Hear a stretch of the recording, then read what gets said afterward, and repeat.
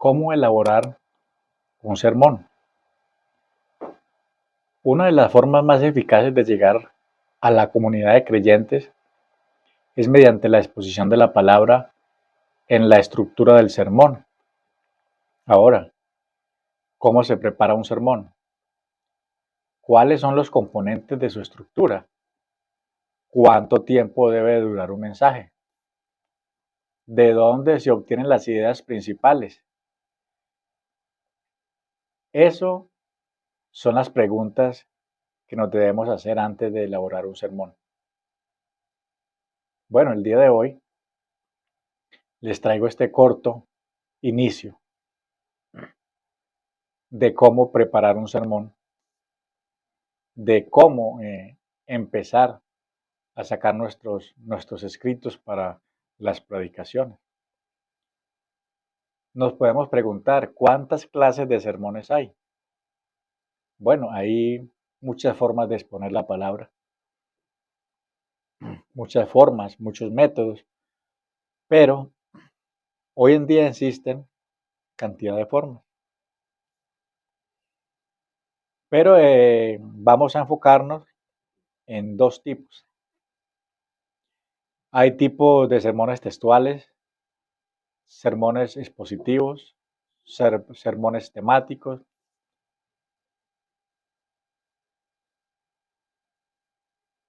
sermones que le permiten al orador presentar un sermón o un mensaje para el pueblo. Desde que usted se pone en pie delante del público, debe tener claro qué espera lograr al terminar su sermón o al terminar su enseñanza. En tal sentido es importante que usted sepa que al disponerse a realizar la exposición debe tener claro si lo que pretende es ofrecer a sus interlocutores son bases para el crecimiento y la solidez espiritual o llevarles a tomar una decisión por Jesucristo. Entonces es necesario que en primera instancia tenga definido esos dos grandes géneros de mensaje. El uno es el sermón de edificación y el segundo es el sermón evangelístico. Los dos tienen orientaciones totalmente diferentes. Por tal motivo es necesario que hagamos no solo la diferencia, sino que tengamos definido en qué consiste cada uno. Ahora, el sermón de edificación es el mensaje dirigido a toda la congregación, sobre la base de que todos ya aceptaron a Jesucristo como su único y suficiente Salvador. Por lo general asisten a la congregación y se reúnen sobre cómo vivir, sobre cómo crecer en la vida cristiana. Se trata de mensajes que tocan una temática variada, pero enfocada en su totalidad a lograr bases sólidas sobre el creyente. A diferencia del sermón evangelístico, que es mucho más sencillo que el de edificación. La mayoría de los casos se fundamentan en un solo texto y no saltan de un pasaje a otro. De entrada, está orientado a crear entre los asistentes conciencia sobre la necesidad de aceptar a Jesucristo como su único y suficiente Salvador. El sermón en estos casos debe determinar siempre con la invitación a hacer la decisión de seguir a Jesucristo. Ahora, hay que estructurarnos bien sobre las clases de sermones, pues para que tengamos una mejor comprensión de cuáles y cuántas son las clases de sermones. Ahora vamos a hacer una breve descripción. El sermón textual. El sermón textual es al referirnos al mensaje que toma como base un texto específico, generalmente un solo versículo. Por ejemplo, Juan 3:16. Sobre este escrito entramos a desarrollar la enseñanza.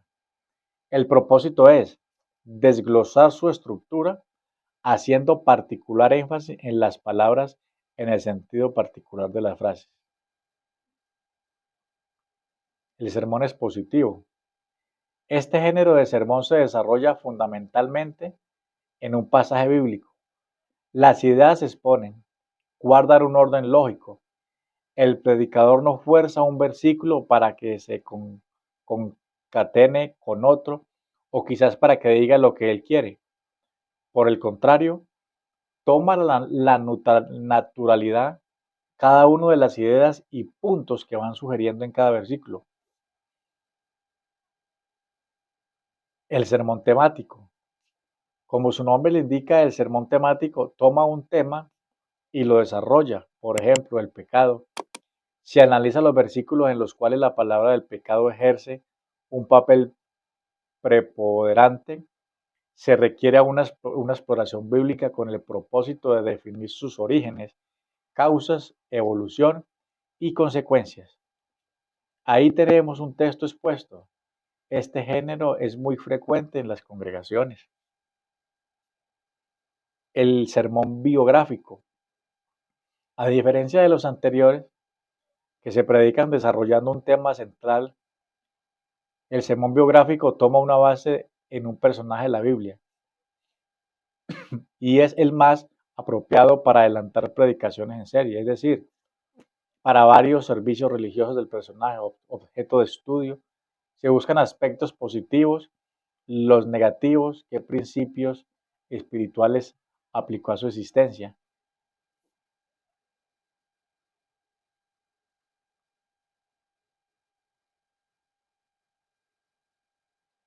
El pecado nos lleva a la guerra espiritual, a la ceguera espiritual. El pecado nos aleja de Dios. El pecado lleva al estancamiento espiritual. Observe de qué se tratan las ideas generales que encierran muchos elementos. Las divisiones menores son aquellos puntos que dan soporte a las divisiones mayores. Son los puntos que existen relacionados con los primeros y que sirven para hacer una adecuada exposición.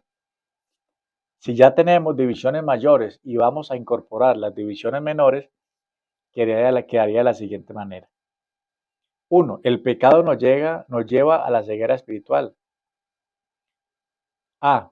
Olvidamos los principios espirituales contenidos en la Biblia. Y B. Dejamos de lado las pautas trazadas por Dios para su pueblo. Podemos ver que hay un título y un subtítulo. 2. El pecado nos aleja de Dios. Punto A. Progresivamente regresamos al mundo pecaminoso. Y B. Nuestra conciencia nos redarguye y nos apartamos del Dios que da vida. Texto inicial, el pecado nos aleja de Dios. Y subtítulos o subtemas, progresivamente regresamos al mundo y nuestra conciencia nos redarguye. Punto 3. El pecado nos lleva al estancamiento espiritual. Punto A. Un cristiano inmerso en el pecado no progresa. Punto B. Un cristiano inmerso en el pecado está alejado de las verdades bíblicas. Tema: el pecado nos lleva al estancamiento espiritual. Subtemas para una exposición: un cristiano inmerso en el pecado no progresa. El sermón evangelístico es bastante elaborado y contiene muchas citas bíblicas. Se compone de ilustraciones para hacerlo más sencillo. Ahora, el sermón contextual reúne muchas ventajas, entre ellas que permite captar el interés de los asistentes y evita salirse del tema y además mantiene los márgenes bíblicos. Es decir, que se sujeta específicamente a lo escritural y no a las anécdotas del predicador que tienen glorificarlo a él antes que a Jesucristo. ¿Cómo se escoge un texto? La pregunta de muchos. Esta constituye la pregunta que se formula todo predicador en sus comienzos. No es fácil, pero sugerimos dos principios que son infalibles. Primero, busque la dirección de Dios. Esta es la estrategia principal. Todo predicador debe pasar buena parte de su tiempo en oración. No podemos hablar de un Dios de poder si no lo conocemos, o si lo conocemos y no permanecemos en su presencia, como ser mensajeros a aquel quien no consultamos. Al comenzar la semana o durante el transcurso de la misma, el expositor bíblico debe pedir la orientación del Supremo en procura de guía sobre la porción escritural que debe escoger. Este principio no falla. Generalmente en el curso de las horas siguientes, Dios muestra pasajes que llaman poderosamente la atención y se constituyen en las bases de los mensajes para la membresía. Punto B. Estudie y tome apuntes.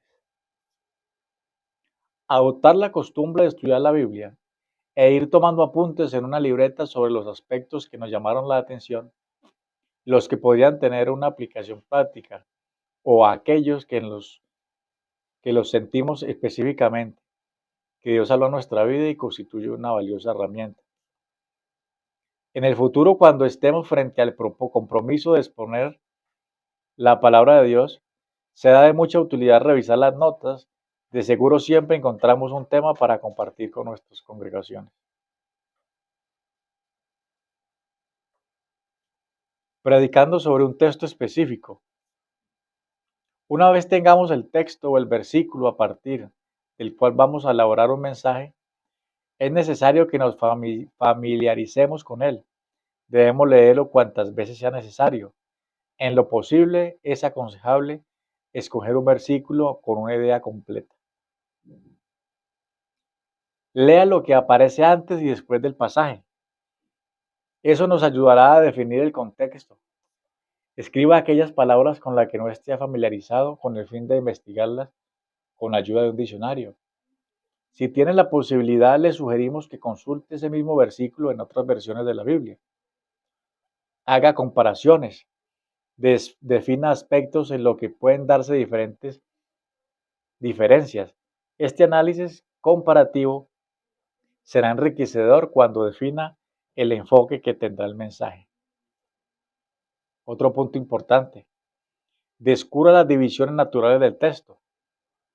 Cuando esté familiarizado con el texto, busque las divisiones naturales, que podrá tener generalmente un versículo, podría tener dos o tres ideas.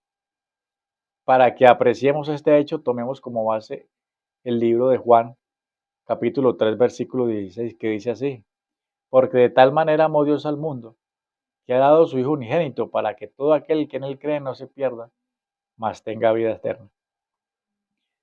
Tras de analizarlo, podríamos señalar que las divisiones naturales son: porque de tal manera amó Dios al mundo. A. Punto B. Que ha dado a su Hijo unigénito. Punto C. Para que todo aquel que en él cree no se pierda, mas tenga vida eterna. Encontramos tres ideas en un solo versículo. Aquí tenemos un esbozo del cual podría ser la división natural para aplicar a este versículo. En las próximas lecciones le explicaremos cómo se definen las divisiones principales y las divisiones menores de este tema.